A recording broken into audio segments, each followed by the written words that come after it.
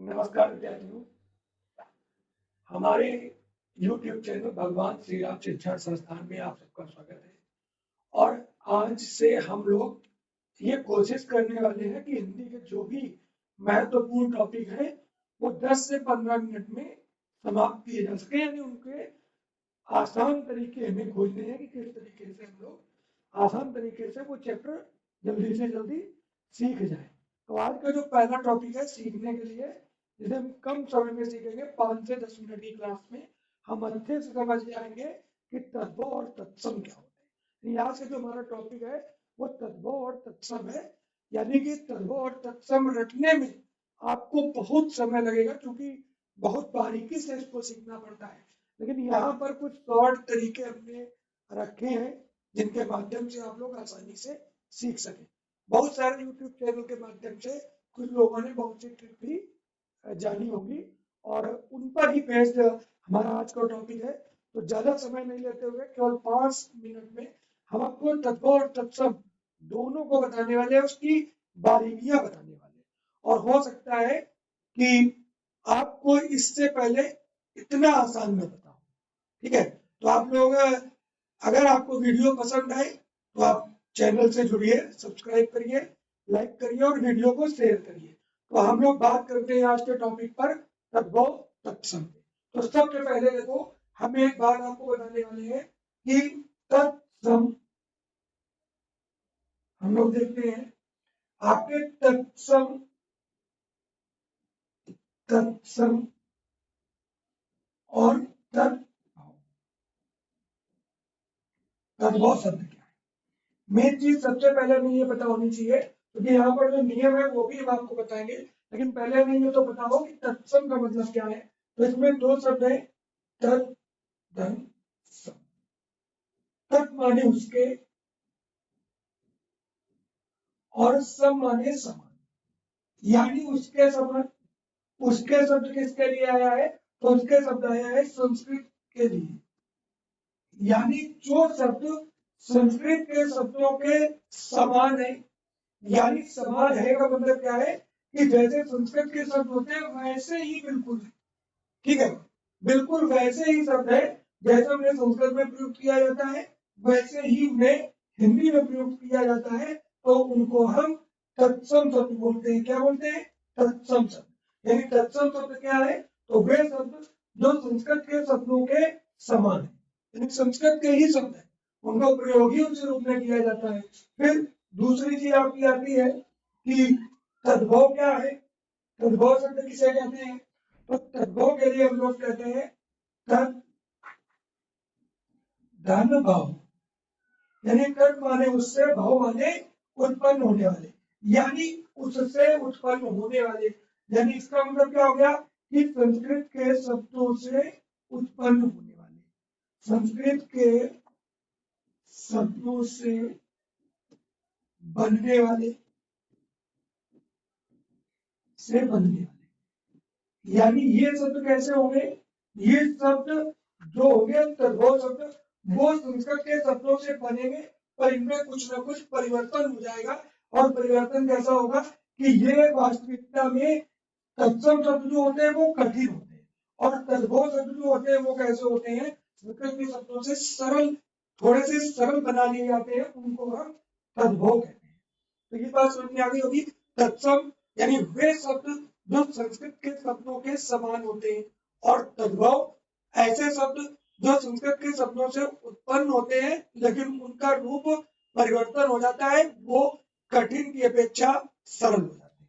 तो आगे बात करेंगे कि हम इनको कैसे पहचानें, कि ये शब्द, अगर जिन लोगों ने संस्कृत को पढ़ा होगा उनके लिए तो ये चीज थोड़ी सी आसान होती है, क्योंकि संस्कृत के शब्दों से वो परिचित होते हैं।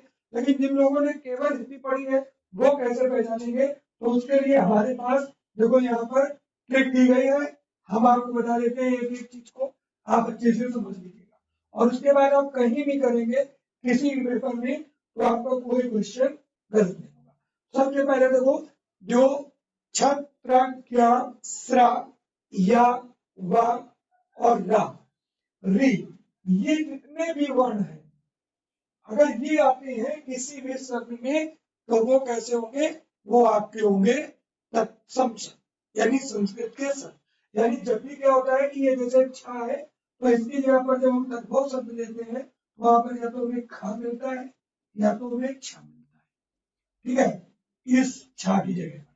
तो ये तत्सम शब्द जब भी आएगा तो वहां पर आपको ये वाला छा मिलेगा।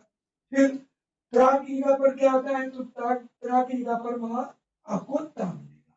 ज्ञा की जगह पर वहां पर आपको जा मिलेगा, ठीक है, जा। और स्रा की जगह पर आपको स मिलेगा, ठीक है। अड़ा की जगह पर आपको न मिलेगा, वा की जगह पर आपको प मिलेगा, या की जगह पर आपको च मिलेगा, और ना की जगह पर आपको यही वाला ना मिलेगा।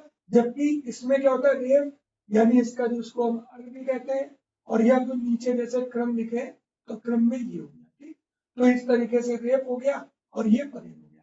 तो इस तरीके से आपको क्या मिलेंगे, छत्र ज्ञास श्राप ऋण वा री या और न। ठीक है, अगर ये आपको मिलते हैं उस शब्द में तो वास्तविकता में वो शब्द क्या होगा, वो शब्द होगा आपका तत्सम शब्द। अब इसके उदाहरण हम आपको आगे बताएंगे, पहले आप इस चीज को दिमाग में बैठा लीजिएगा कि जो भी थोड़े से कठिन वर्ण आपको लगते हैं हिंदी वर्णमाला में, वो वर्ण देखो जिनकी आकृति आपको कुछ टेढ़ी मेढ़ी मिलेगी, कुछ आपको लगेगा कि ये कठिन है, और इनमें चार तो आपके संयुक्त ही है, तो ये अगर आएंगे तो आपका क्या होगा, तत्सम शब्द होगा। दूसरी बात, इनके अलावा विसर्ग जहां आपको मिल जाए और अनुस्वार मिल जाए, तो विसर्ग जैसे हम ले लेते हैं ना प्रातः काल, प्रातः काल, तो इसमें विसर्ग मिल गया आपको। तो जहां भी विसर्ग आपको मिल जाएगा किसी भी शब्द में, तो विसर्ग तो संस्कृत में ही लगती है, ठीक है। तो विसर्ग से क्या हो जाएगा, आपका कंफर्म हो जाएगा कि ये शब्द तत्सम है। अनुस्वार, अनुस्वार ज्यादातर 99% उन्हीं शब्दों में आएगा जो आपके तत्सम शब्द होंगे, ठीक है। जैसे अंक, तो अब आपको यहाँ पर एक चीज ध्यान देनी है कि क्या हो गया हमारा कि छत्र ज्ञा श्रा प्राम वा री या और रा, रेफ और पदे, अगर ये आएंगे तो तत्सम शब्द ही होगा। दूसरी चीज, यदि उसमें विसर्ग और अनुस्वार आएंगे तब भी वो क्या होगा, तत्सम शब्द होगा। फिर उपसर्ग से निर्मित शब्द, यानी आपको पता है कि उपसर्ग से निर्मित शब्द होने चाहिए, लेकिन एक चीज आपको ध्यान देनी है, यहाँ जो उपसर्ग आएंगे वो दो के ही आएंगे, या तो संस्कृत के उपसर्ग होंगे और या तो हिंदी के। अभी अगला टॉपिक आपका यही होने वाला है, उपसर्ग और प्रत्यय, तो आपका क्लियर हो जाएगा। तो संस्कृत और हिंदी के उपसर्ग ही होने चाहिए, अगर ऐसे उपसर्ग लगते हैं तो क्या हो जाएगा, वो जो शब्द बनेगा वो भी कैसा होगा, वो भी शब्द आपका तत्सम होगा। जैसे हम किसी में लगा दें उपसर्ग, मान लो प्रतिदिन, प्रतिदिन, तो इसमें प्रति उपसर्ग लगा हुआ है, तो ये प्रतिदिन शब्द कैसा हो जाएगा, आपका तत्सम शब्द हो जाएगा। तो यानी कि विसर्ग और अनुस्वार लगेगा तब भी आपका क्या होगा, तत्सम शब्द होगा। और यदि आपका उपसर्ग आगे लग जाएगा तो उपसर्ग में लगने से आपका क्या हो जाएगा कि तत्सम शब्द हो जाएगा। आगे संधि से यदि निर्मित हुआ है तो भी क्या होगा, तत्सम होगा।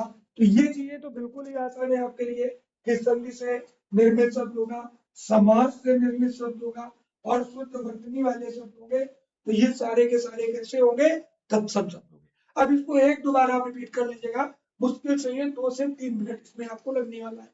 संधि से निर्माण होगा तो भी तत्सम होगा, समास से निर्माण होगा तब भी तत्सम होगा, उपसर्ग से निर्माण होगा तब भी तत्सम होगा, और यदि विसर्ग और अनुस्वार का प्रयोग होगा तब भी कैसा होगा, आपका विसर्ग और अनुस्वार में भी तत्सम होगा। तो तत्सम की ये सारी पहचान है, और इसके अलावा ये आपको शब्द दिए गए। अनुस्वार का क्या हो जाता है, अनुस्वार इसमें तो अनुस्वार रहता है, लेकिन जब इसको हम ले जाते हैं तद्भव में तो ये चंद बिंदु जिसको कहते हैं उसमें परिवर्तित हो जाता है। तो आगे चलते हैं, इसके कुछ उदाहरण देख लेते हैं, क्योंकि आपके लिए बिल्कुल ही आसान है, बहुत ज्यादा कठिन नहीं है, क्योंकि हमने आपको बता दिया कि तत्सम पहचान लो। जब तत्सम पहचान जाओगे तो तद्भव तो अपने आप पहचान जाओगे, ठीक है। तत्सम यानी संस्कृत के शब्दों के समान, तद्भव यानी संस्कृत के शब्दों से उत्पन्न होने वाले विकृत वो वास्तविकता में थोड़े सरल होते हैं। जब भी आपको कोई शब्द कठिन सा प्रतीत हो तो आप समझ लीजिएगा कि वो शब्द तत्सम शब्द है। आप देखो यहाँ पर देखो तत्सम ही कठिन लगेंगे, तद्भव आपको सरल लगेंगे, क्योंकि तद्भव हम लोग प्रयोग करते हैं। तो सब के देखो गोधूम आपको कठिन लगेगा, गेहूं आपको सरल लगेगा। तो गोधूम शब्द कैसा है? तत्सम शब्द है किसका? गेहूं का। याति, और याति का जब हम तद्भव जानते हैं तो जाना, ठीक है। क्रोध, क्रोध का गोद। ज्ञान, ज्ञान का जानना। घट, ये गलत लग गया है, घट, घट का घड़ा। जिह्वा, जिह्वा का जीव। घृणा, घृणा का घी। अब इनमें देख लो, सब में कोई ना कोई ऐसा शब्द आपको मिलेगा। जैसे मैंने इसमें कहा कि गेहूं और गोधूम देखोगे तो आपको लगेगा कि ये वाला शब्द कठिन है, लेकिन इसमें ज्यादातर देखो ये या से शुरू हुआ है, आपको पता है या किसमें आता है? इसमें रा लगा हुआ है और नीचे लगा हुआ है, इसमें ज्ञा आ गया है, ठीक है। अब इसमें देखो जिह्वा में वा आ गया है, इसमें देखो नीचे आपका लगा हुआ है।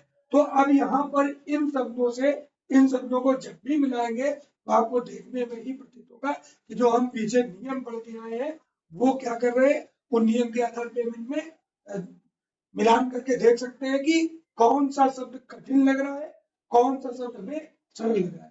तो ये सारे आपके जानने वाले शब्द हैं और आपको सरल लगेंगे। ये सारे शब्द आपसे थोड़ा सा आप कम परिचित होंगे और ये आपको थोड़े से कठिन लगेंगे।